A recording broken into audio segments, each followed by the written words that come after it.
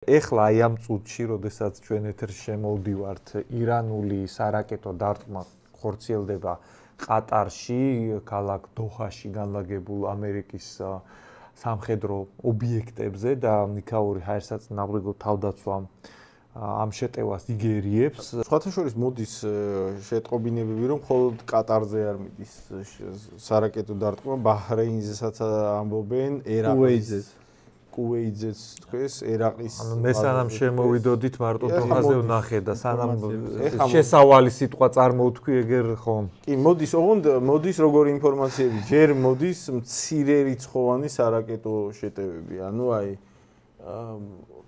გავრცელდა ინფორმაცია, რომ ერაყის მიმართულებით ერთი რაკეტა ისროლეს. ჯერ არ არის ცნობილი, თუმცა ასევე მოდის ინფორმაციები, ურთიერთგამორიცხავი ერთი ვერსია მოდის, რომ შესაძლოა ამოიწურა უკვე ეს შეტევაო და მეორე ინფორმაცია მოდის, რომ სინამდვილეში ეს შეტევა არ იქნება ხან მოკლე, განგრძობით ღამეს უნდა ველოდოთ, როცა ტალღები შეიძლება იყოს, ანუ აგერ შეგვიძლიათ რუკა გამოვიტანოთ.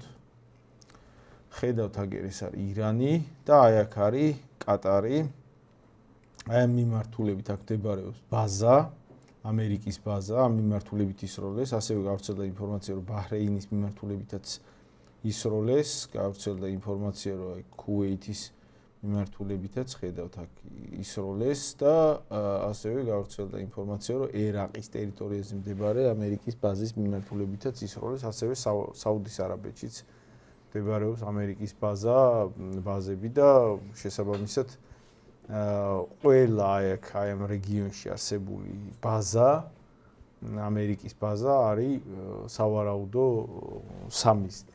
ეგ საკმაოდ სარისკო ნაბიჯია ირანის მხრიდან, იქიდან გამომდინარე, რომ აი მაგალითად ახლა ირანს შეეძლო ამ საავიაციო დარტყმის მერე ცოტა წაეყრუებინა, ეთქვა, რომ აი ჩვენ რომ ისრაელს ბომბავთ, ეგ არის ამერიკაზე პასუხიც და გარკვეულწილად ტრამპი ფაქტიურად გასული იყო ამ ასეთ ომის სიტუაციიდან, ხო?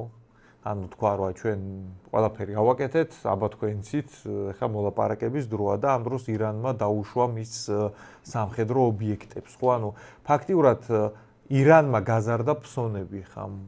კი, მაგრამ აი რა უნდა აღინიშნოს, აი ტრამპი გასული იყო ომის სიტუაციიდან, ხო? იმდენად სწრაფად ვითარდება მოვლენები, რომ ცოტა აღვიქვავთ გეგონება რაღაც დრო გავიდა, სანამ გასული იყო. ან გუში ერთი დღე შემოსვლა ვერ მოასწრო და გასული. დაძინება ვერ მოასწრო და გაგვიძება. ან გუში დილით მოხდა ამერიკის დარტყმა ირანის ბირთვულ ობიექტებზე და აი 24 საათი ღამის საათებში თვითმფრინავი დაждდა ისევ ამერიკაში. ხო, პარალელურად ვერ მოასწრა ამერიკულმა თვითმფრინავმა, რომ ეხლა ირანი ხო, საინტერესოა ეხლა ეს პარალელურად ირანის საგარეო საქმეთა მინისტრი ეხლა მოსკოვში იმყოფება, დღეს ჩაატარა შეხვედრები და მაგ შეხვედრების პარალელურად დაუშვეს ირანელებმა ამერიკულ. ხო, განცხადებაც გავრცელდა, რომ ეს ირანის ხელისუფლებამ გავრცელა განცხადება, რომ ეს არ იქნება ერთჯერადი აქცია და ნუ ირანი ყოველთვის უპასუხებს აგრესიას, ასეთი ტექსტი გავრცელდა. საინტერესოა ხა ამერიკული მხარე რას მოიმოქმედებს, ანუ ამერიკელების მხრიდან რა პასუხი მოყვება, იმიტომ რომ ნუ გუშინ ამერიკა მიაყენა დარტყმა ირანს, ხლა ირანი აყენებს დარტყმას ამერიკულ ბაზებს, ანუ რაღაცა ლოგიკური გაგრძელებით უნდა დამთავრდეს ეს დაპირისპირება, მე გულისხმობ ესკალაციას, ანუ ამერიკული მხარეც უნდა ჩაებას და უნდა გააგრძელოს ირანის ტერიტორიების დაბომბვა, ან რაღაცა დიპლომატიური გზით, ხო? მან ხო ეგეთი კითხვა არის, საერთოდ რომელიმე ირანულმა რაკეტა მიაღწია საერთოდ ამერიკულ ინფრასტრუქტურამდე, ეხლა შეიძლება თუ ირანმა რაღაცა ლიმიტირებული ზალპი გაუშვა იმისთვის, რომ საკუთარ მოსახლეობას აჩვენოს, რომ აი ამერიკულ ბაზებს ბომბავდა ეგ ყველაფერი ამერიკელებმა ჰაერში ჩამოხსნეს, არაფერი არ დაცემია და ტრამპი გამოვიდა და very nice anti-rockets ყველაფერი ჩამოუხსენით. არ ვიცი. კადრებია რა ვითარება იყო ყატარის თავს.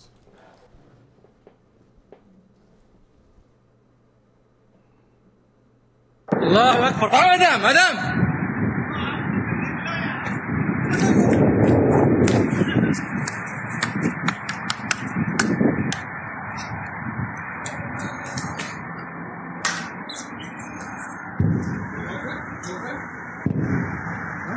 თვითონ კატარს, საუდის არაბეთს, არაბთა გაერთიანებულ საამიროებს საკმაოდ მაღალი ხარისხის ამერიკული აქვს და საკმაოდ მრავალრიცხოვანი ჰაერსაწინააღმდეგო სისტემები აქვს, ანუ ძალიან ძლიერი ჰაერსაწინააღმდეგო თავდაცვა აქვს, ეგრე არ არის ვთქვათ, არ წარმოვიდგინოთ, რომ ისრაელს აქვს უბრალოდ ამ რეგიონში მხოლოდ მაღალხარისხიანი საჰაერო თავდაცვა და არაბულ ქვეყნებს აქვს დიდი ფული და ყიდულობენ ამერიკისგან, ამერიკის მოკავშირეები არიან და გარდა იმისა, რომ ამერიკის ბაზებს თვითონ აქვთ ძალიან ძლიერი საჰაერო თავდაცვა, რომელიც თან ახლა ბაზა უფრო იმ გაგებით არის იოლი დასაცავი, რომ რაც კომპაქტურია და შესაბამისად შეიძლება ეფექტურად დაფარო ის ტერიტორია ჰაერსაწინააღმდეგო ფარით, ხო?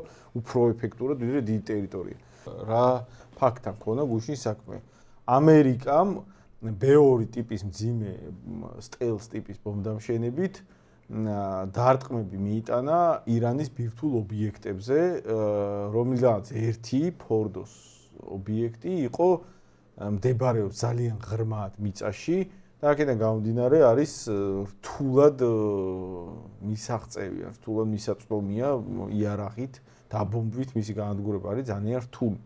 და იმისთვის რომ გაენადგურებინათ ეს ობიექტი, ამერიკას სჭირდებოდა თეორიულად თუ რამეს შეუძლია ბირთვული დარტყმის გარდა, თუ რამეს შეუძლია მისი განადგურება, ამერიკას სჭირდებოდა ძიმე ბუნკერ საწინააღმდეგო ბომბები, რომლებიც არის 14 ტონა და რომლებიც სადაც შეუძლიათ თეორიულად დაახლოებით 60 მეტრის სიღრმის ბუნკერში ჩაღწევა და იქ აფეთქებით მისი განადგურება.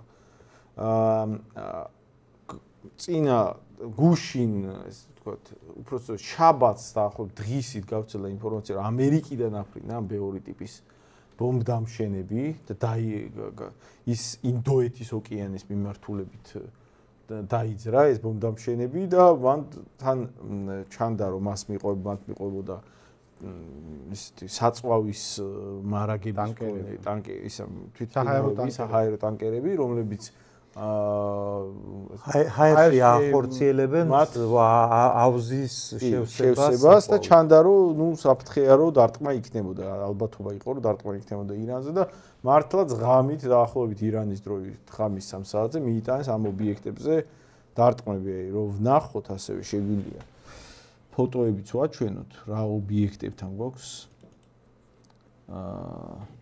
საქმე, ესე იგი აი ეს ახლა თქვენ შეგიძლიათ ნახოთ ეკრანზე, აი ეს არის ბაზა, ფორდოს ბაზა, მისი ზედაპირის თებში მდებარეობს, ეს სატელიტური კადრებია, ახლოდან ამის კადრები ასე ირანი არ ავრცელებს, მაგრამ სატელიტური კადრებია, ეს არის ფორდოს ბაზა, სადაც ზედაპირზე ჩანს თაში შეჭრილი გვირაბები და ნუ ზედაპირის გარკვეული კომპლექსი, ძირითადი კომპლექსი მდებარეობს მიწის ქვეშ დაახლოებით, როგორც ამბობენ, დაახლოებით 90 მეტრ სიღრმეზე და ახალ სატელიტურ კადრებზე ჩანს, რომ გაჩნდა ნახვრეტები ამ თაში.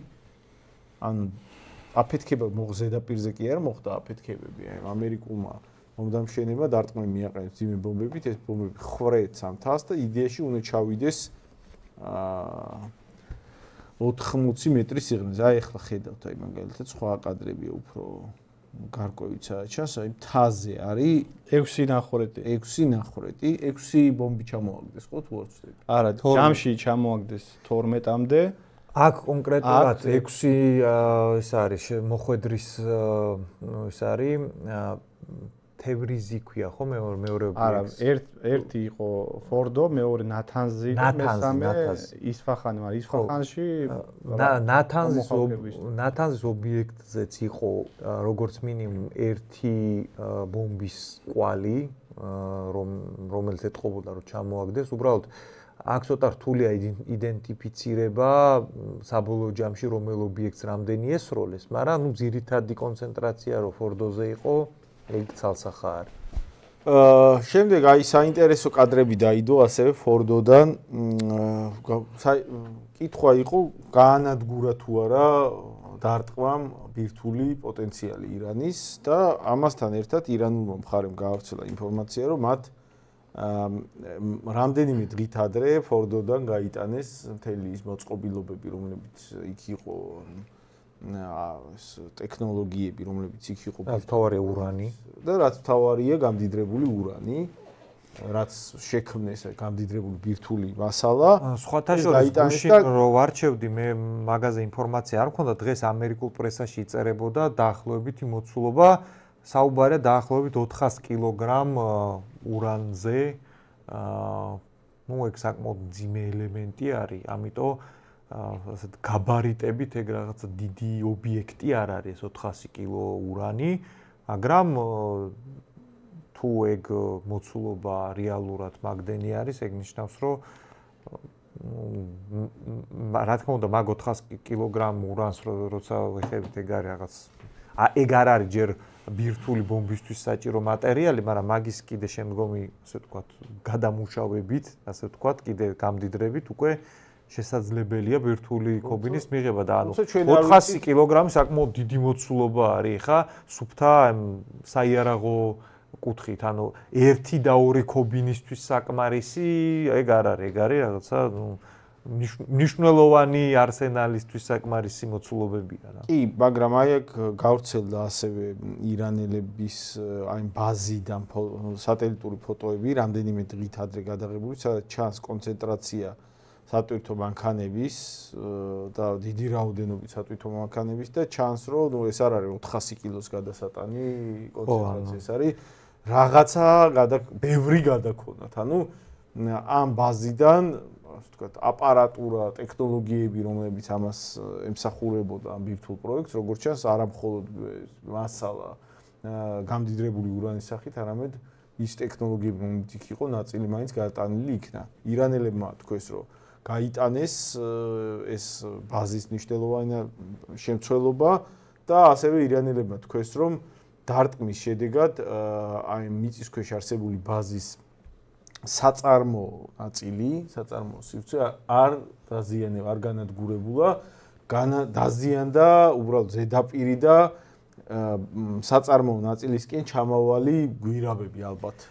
სხვათა შორის, აი ის წერტილები, რომელშიც დარტყმა მოხდა, ანუ ეს 3-3 ნახრეტი რო ჩანს, ჩვენ გვაქვს უფრო ადრეული სატელიტური გამოსახულებები, რომელზეც ჩანს, რომ მაგ ადგილებზე განლაგებულია გარკვეული რაღაცა ტექნიკური ნაგებობები და დიდი ალბათობით ეგ არის ავენტილაციო შახტებისთვის განკუთვნილი, ეგ შეგვიძლია ვივარაუდოთ, ხა მაგას 100%-იანი ვთქვი, უბრალოდ თუ რაღაცა ობიექტს ათავსებ მთის ქვეშ და მე რა ვიცი, ხა მთის თავზე შესასვლელს აკეთებ, ეგ ცოტა არალოგიკურია, ხო? ანუ შესაბამისად შესასვლელები გვერდიდან აქვს, მიწისქვეშა ბუნკერს ხა სხვა რა ტექნიკური ის უნდა დაჭირდეს, ხო? ანუ ან შესასვლელია, ან სავენტილაციო, ასე ვთქვათ, დანიშნულების ინფრასტრუქტურა დიდი ალბათობით მაგებს დაარტყეს რა. აი ეგ შეგიძლიათ ნახოთ ვიდეოზე ჩანს, რომ ძველ ფოტოებზე რაღაცა მთის თავთან ახლოს რაღაცა შენდებოდა, მერე ეს იფარებოდა ეს ტერიტორია ზემოდან, რაც შიგნით სამუშაო მიმდინარეობდა. არ ვიცი ეს რა იყო, მართლა სავენტილაციო კომპლექსს აშენებდნენ თუ რაღაცა ვთქვათ გვირაბი კეთდებოდა, რომელიც მან ჩადიოდა, მაგრამ გვირაბი ზედაპირიდან რატო კეთდებოდა, არ ვიცი. მაგრამ ყოველ შემთხვევაში დარტყმები მოხდა დაახლოებით იმ ადგილზე. ასევე განცხადება გაკეთდა ისრაელის და ამერიკის მხრიდან. ერთი ნეთანიაჰუმ განაცხადა, საწყის ეტაპზე განცხადება გააკეთა ტრამპმა, რომ ირანის ბირთვული პროგრამა განადგურებულია და ეხლა შეგვიძლია გადავიდეთ მოლაპარაკებებზე. არა, არც პროგრამა განადგურებული და არც მოლაპარაკებებზე არ გადასულა არავინ, ამერიკულ ბაზებს ბომბავენ ეხლა აი ამ წუთას. ხო, ბომბავენ და მოლაპარაკებებზე არ გადასულა, რაც შეეხება პროგრამის განადგურებას. პროგრამის განადგურებას თავიდან იყო ტრამპის მიერ ეს ინფორმაცია გაჟღერებული, მაგრამ შემდეგ ნეთანიაჰუმ განაცხადა, რომ ფორდოს ბაზა სავარაუდოდ არ ვიცით განადგურდა თუ არა, ის დაზიანდა, მაგრამ რამდენად დაზიანებულია, მაგრამ განადგურებული არის თუ არა, ეგ არ ვიცით. ხო, და ასევე New York Times-ი აქვეყნებდა ის ამერიკის მთავრობის შიდა ინფორმაციას, რომელიც მაღალი წრეებიდან ჟურნალს ხოლმე იქაო პრესა. ჟურნალს რა აწვდიან ასე მაღალჩინოსნები.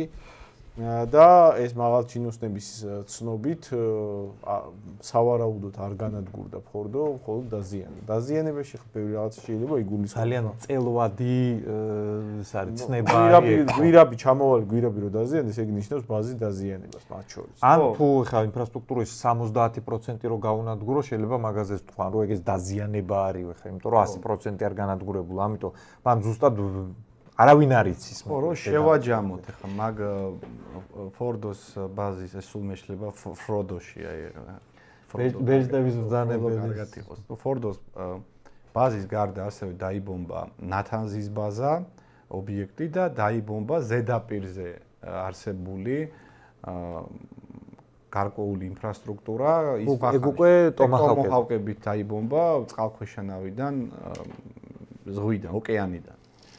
რო შევაჯამოთ ახლა გუშინდელი ეს ამერიკული დარტყმა, ცხადი ახლა სხვადასხვა მოლოდინები იყო ხო ამერიკის ჩართულობასთან დაკავშირებით.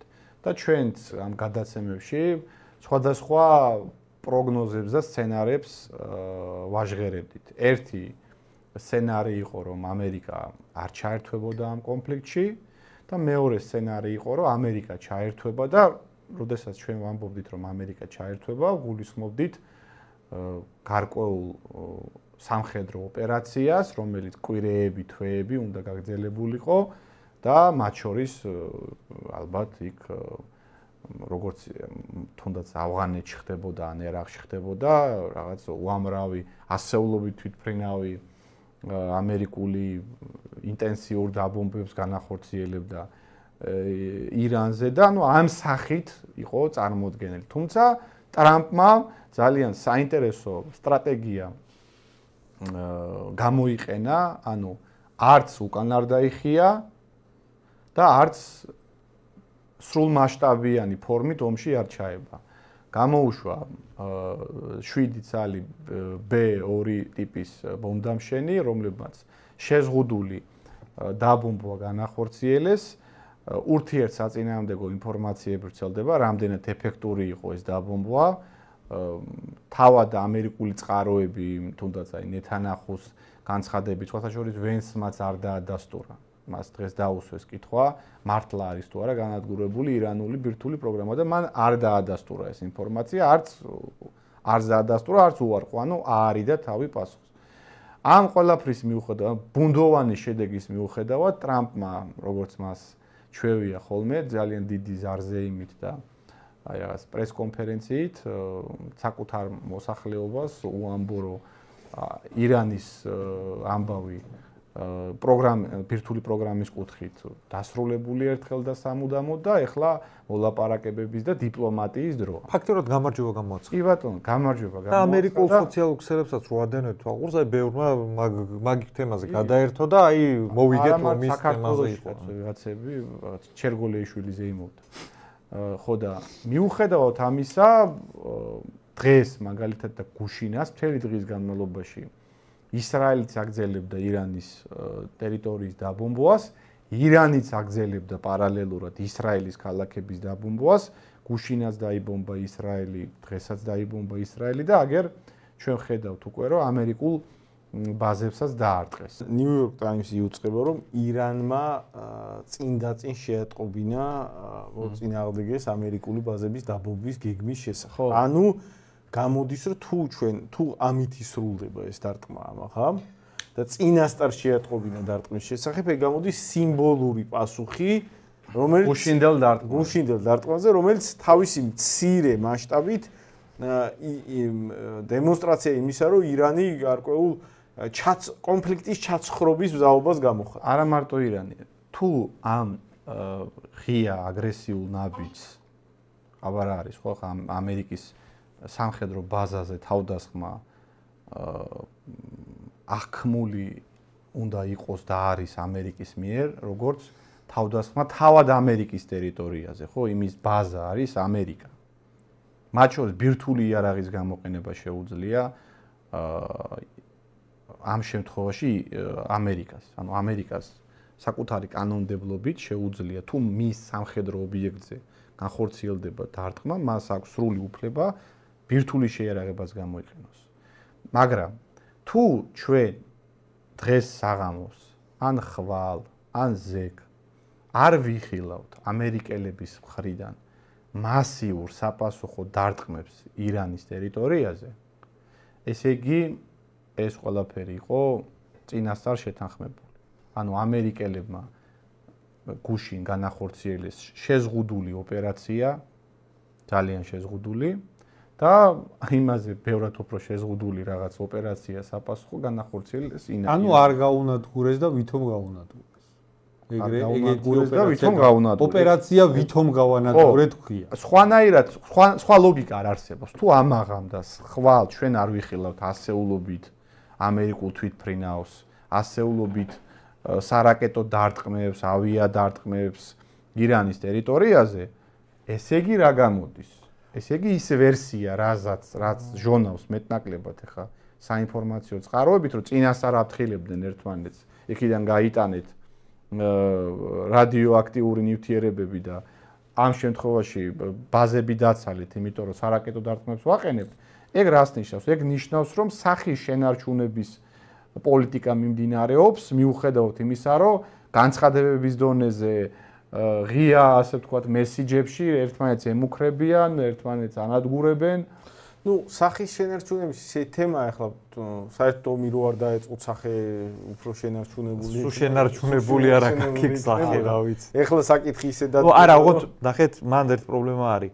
მაგ ორი მოთამაშიდან არც ერთს არ დაუწყია ეს. არა, მაგ იმ მესამის სახე. თუ მესამის სახე, მესამე შეიძლება სხვა ამოცანა ქონდეს. კი, მაგრამ ვერ მიაღწია. ვერ მიაღწია და მანდიდან გამომდინარე, მანდ თავიდან ამოცანა იდგებოდა, ამათი განადგურება მომხდარი იყო.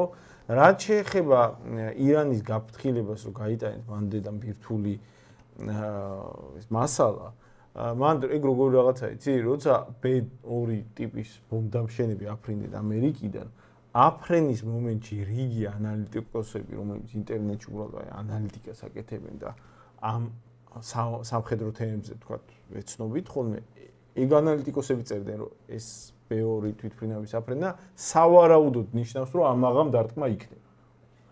რადგან ახლა ანალიტიკოსები ანალიზის საფუძველზე მაგას ხვდებოდნენ, ირანი მაგდენს ხვდებოდა ყველა ვარიანტში რაღაცა უნდა გაეტანა. ამიტომ ნუ და ამერიკაც ხედავდა იქიდან რაღაცა გაქონათ. ამიტომ მე გაფრთხილება რომ მანდე და მოაშორეთ რამდენად იყო ან რა პოსტფაქტუმ ისედაც გაიგებდა ირანი რომ რაღაცას აპირებენ, როგორც კი აფრინდება მაგ ტიპის თვითმფრინავი, რომელსაც ხედავენ ისევე გასაგები იქნება, რომ საფრთხე ძალიან ახლოა.